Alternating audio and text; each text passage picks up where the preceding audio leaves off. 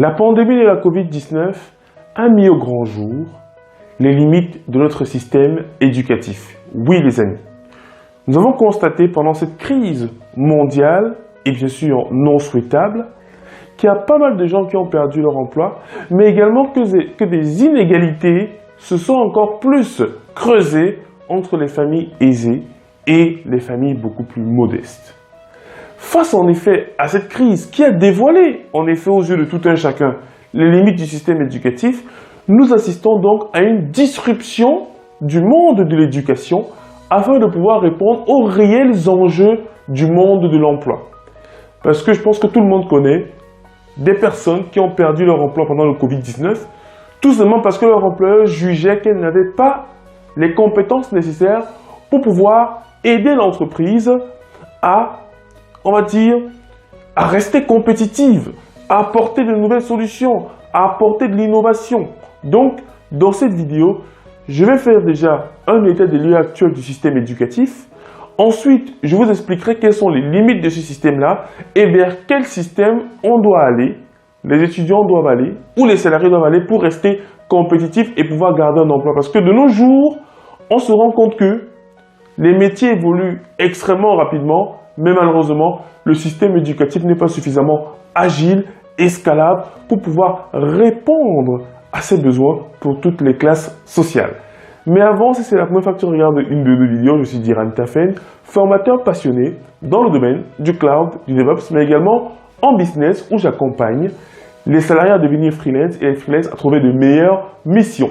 Donc si l'un de ces trois sujets t'intéresse, je t'invite à t'abonner à notre chaîne YouTube et également à activer la cloche de notification pour recevoir en effet l'ensemble de nos vidéos que nous réalisons chaque semaine.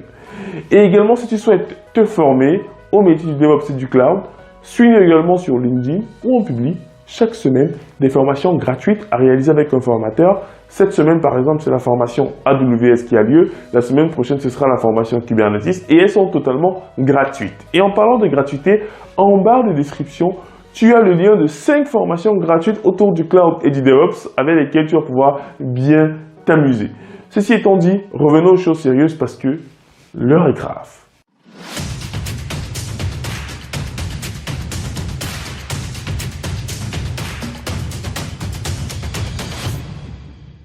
Je vais déjà commencer par faire un rapide état des lieux, afin que vous compreniez bien quel est le système dans lequel nous fonctionnons. Attention, ce système n'est pas spécifique à la France ou à l'Europe, on retrouve ce système-là un peu de partout. Alors, qu'est-ce que l'on retrouve en effet dans le système éducatif de façon classique? Nous avons l'apprenant, qui peut être un élève, un étudiant, ce que vous voulez, et il suit des cours de façon assidue en face d'un enseignant qui a été formé par l'éducation nationale sur un métier, mathématique, physique ou alors des métiers beaucoup plus manuels. Donc, on a effectivement une transmission de connaissances entre l'enseignant et effectivement notre apprenant. Pour quelle fin in fine? Pour pouvoir décrocher ensuite un emploi dans une entreprise. Ça, c'est le système classique. On a en effet l'élève, il grandit, il va à l'école, on lui apprend les savoir-être, les savoir-faire. On lui apprend un métier et on va dire que toute cette éducation peut souvent prendre, je sais pas moi, 15 ans sur les bancs.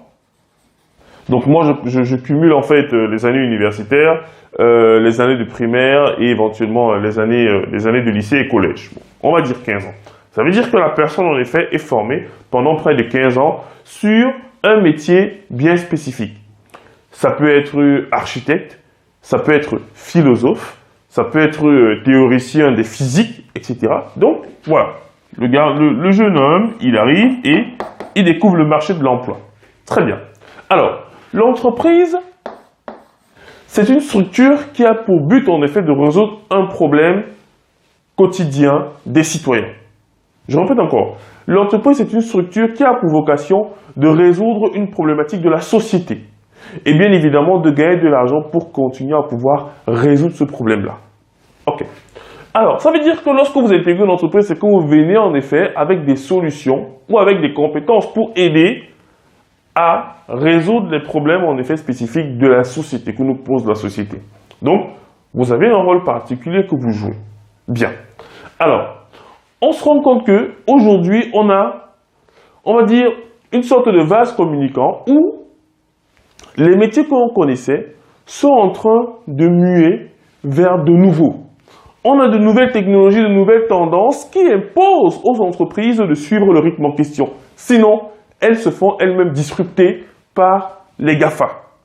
Ça veut dire que, par exemple, là, on entend beaucoup parler d'intelligence artificielle, on entend beaucoup parler de cloud, on entend beaucoup parler de Bitcoin et de crypto-monnaies. Ça veut dire que les entreprises qui, en effet, ne pensent pas à ces trois tendances-là auront énormément de mal à pouvoir suivre. Alors, lorsque le Covid, en effet, est arrivé, parce que le Covid, c'est juste un démonstrateur des limites du système. Du coup, quand le Covid-19, quand la Covid, excusez-moi, est arrivée, les entreprises se sont rendues compte que, en fait, elles n'étaient pas suffisamment compétitives pour rivaliser avec les autres entreprises qui étaient sur le marché, en l'occurrence les GAFA. Elle s'est rendue compte qu'elle a beaucoup de postes de dépenses qui, en réalité, ne rapportent pas grand-chose. Elle pouvait se permettre d'avoir des salariés qui n'avaient peut-être pas le niveau, mais qu'elle gardait quand même pour voilà, les exploiter un minimum. Alors, à ce moment-là, avec la Covid, il a fallu en effet restreindre les budgets. Il a fallu se séparer de pas mal de gens. Et on a donc assisté à énormément de personnes qui, forcément, ont été licenciées. Je dis bien, c'est juste un démonstrateur de la limite. Mais la limite, elle est connue depuis. Mais il fallait un révélateur, en l'occurrence le Covid-19, qui a montré en fait aux entreprises que si vous ne suivez pas le rythme, vous allez vous faire disrupter immédiatement. Et forcément, quand vous vous faites disrupter, alors forcément, vous allez mettre la clé sous la porte et les gens vont en effet aller toucher à Pôle emploi. Parce que les entreprises ne veulent pas forcément se mettre aux nouvelles tendances. Pas forcément ces tendances-ci, j'en ai pris 3 parce qu'on en parle beaucoup actuellement. Et qu'est-ce qui se passe à ce moment-là? Lorsque les personnes sont éventuellement licenciées, le système éducatif, via les financements de l'État, récupère donc ces personnes qui sont déjà sur le marché de l'emploi, souvent depuis plus de 10-15 ans, ou même 20 ans, et les ramène à cette case-ci. On les ramène à cette case-ci pour les former à nouveau sur différentes thématiques et pour que ces derniers aillent à nouveau chercher un emploi. Donc, on entre dans un cercle vicieux en effet où on a des personnes que l'on forme pendant longtemps et qui arrivent sur le marché et qui sont complètement dépassés par les événements en 2-3 ans. Et donc, l'une des questions que je me pose, c'est pourquoi prendre autant de temps pour former des gens qui arriveront sur le marché de l'emploi et, à cause de l'évolution technologique, me seront obsolètes assez rapidement? Ça, c'est une première question. Deuxième question, est-ce que les personnes qui nous enseignent, alors, moi-même, étant enseignant, je respecte la profession d'enseignant, mais est-ce que nos enseignants eux-mêmes, ils sont au fait de ce qui se passe ici? Est-ce qu'il y a un échange? Voilà également la problématique. Est-ce que nos enseignants, parce que lorsqu'il va revenir, le but c'est de se former en effet au métier, au nouveau métier globalement. Mais est-ce que ces enseignants-là sont des personnes qui sont sur le terrain, sont des personnes qui savent quels sont les besoins de ces entreprises-là, en métaverse, etc. Est-ce que vraiment ils sont au fait? Ça, c'est donc deux problématiques que moi j'ai identifiées dans l'état actuel du système, qui forcément va entraîner une disruption. Parce que dès que vous avez des manquements, en l'occurrence, 1. La longévité, donc la croissance des métiers, et 2. La mise à jour des enseignants, alors forcément, il y a des personnes qui vont s'insérer dans cette brèche-là pour disrupter, en effet, ce marché.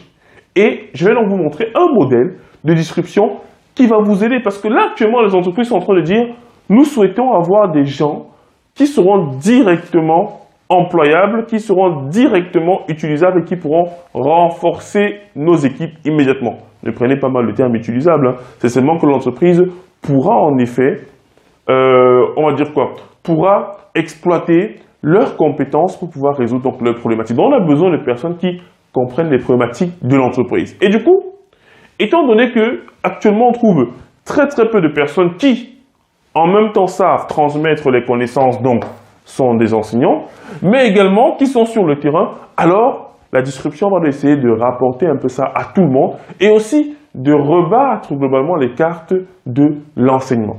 Le nouveau système éducatif que j'entrevois est celui basé sur la compétence à la demande. Oui, qu'est-ce que j'entends par compétence à la demande? J'ouvre mon entreprise et je veux rapidement des personnes qui comprendront les enjeux et auront la maîtrise technique de ce que je veux faire. Mais dès que je vois de nouvelles opportunités, j'ai besoin que ces salariés-là, en 1 ou 2 mois, soient formés pour répondre à ce nouveau besoin. Donc, là, on est dans un principe où on ne forme plus simplement les gens pour qu'ils soient formés. Et des personnes même qui viennent d'avoir leur bac. Parce que je me dis souvent qu'on passe beaucoup de temps à l'université, mais ce n'est pas toujours justifié. Je dis bien, ce n'est pas toujours justifié. Dans certains cas, en effet, c'est justifié. Donc, même des personnes, je ne sais pas moi, qui sont en 3e, en seconde, en première, mais du coup, on pourrait faire d'eux, en effet, des salariés à multi-compétences et qui seraient facilement modifiables, qui seraient facilement adaptables en fonction de la situation. Au lieu de les garder pendant beaucoup d'années sur les bancs, alors qu'ils auront du mal à s'en sortir, si ils passent beaucoup trop de temps à apprendre ou à être forgés sur une technologie particulière et à cause de l'évolution du besoin et des demandes, mais du coup on est obligé de passer à d'autres technologies. Donc, j'appelle cela la compétence à la demande. Comment est-ce que ça fonctionne exactement? Alors, vous avez l'apprenant qui est ici. L'apprenant qui est ici, en réalité, il a le pied ou la main, entre l'entreprise et la formation. Alors, le premier volet, c'est l'entreprise. Ça veut dire que le but ici, c'est que les gens arrivent beaucoup plus tôt en entreprise. Beaucoup plus tôt. On ne va pas attendre forcément 5 ans pour que les gens arrivent en effet en entreprise, mais le but, c'est qu'ils arrivent en entreprise assez tôt. Mais lorsqu'ils sont en entreprise, ils vont également se former en continu. C'est-à-dire, ils vont continuer à suivre des cours en parallèle de leur formation. Ce que je constate souvent, c'est que les gens, lorsqu'ils sont en entreprise, lorsqu'ils veulent se former, hop, ils arrêtent en effet d'abord de bosser pour l'entreprise et se consacrent pendant 2-3 mois à la formation. C'est une approche, mais moi je pense que il faut rester au contact de l'entreprise. Il faut rester au courant des problématiques. Il faut continuer à travailler pour pouvoir, en effet, appliquer directement ce qu'on va apprendre en entreprise. Je dis bien, c'est ma vision, en effet, des choses. Mais ça a déjà fait ses preuves. Je vais vous expliquer pourquoi. Mais globalement, c'est ça le but. Donc, dans un premier temps, on reste collé à l'entreprise. On ne part jamais de l'entreprise. On est là. Et, en parallèle, on se forme. Et lorsqu'on se forme, du coup, on applique directement. Donc, quel est le cercle vertueux auquel on assiste? Vous avez une personne ici qui est qualifiée en pédagogie, mais également techniquement, parce qu'il vient du monde de l'entreprise, et là c'est la différence, ce ne sont plus simplement des enseignants, mais ce sont des personnes qui viennent du monde de l'entreprise, et l'idée ici c'est que ces personnes-là en fait soient en remote, à distance. Oui, parce que c'est très difficile de trouver souvent des personnes très compétentes qui pourront accorder suffisamment de temps à l'enseignement de façon générale. Souvent, ils sont pris par des problématiques concrètes d'entreprise, donc c'est très difficile de les avoir. Mais grâce du coup aux plateformes qui seraient accessibles à distance, mais du coup, ils pourraient comme ça former pas mal de personnes sur ces différentes technologies-là. Ok, donc lui-même, c'est quelqu'un qui vient en effet d'entreprise et on assiste donc au cercle vertueux de le besoin de l'entreprise est en effet connu par ses experts du terrain, et qui sont également des pédagogues. Ensuite, ce dernier va transmettre la connaissance à l'apprenant, et en parler donc, l'apprenant va continuer du coup son boulot, comme il le faisait très simplement. L'apprenant va continuer son travail tel qu'il le faisait très simplement, et appliquer directement les concepts. Ainsi là, on arrive donc à un cercle vertueux.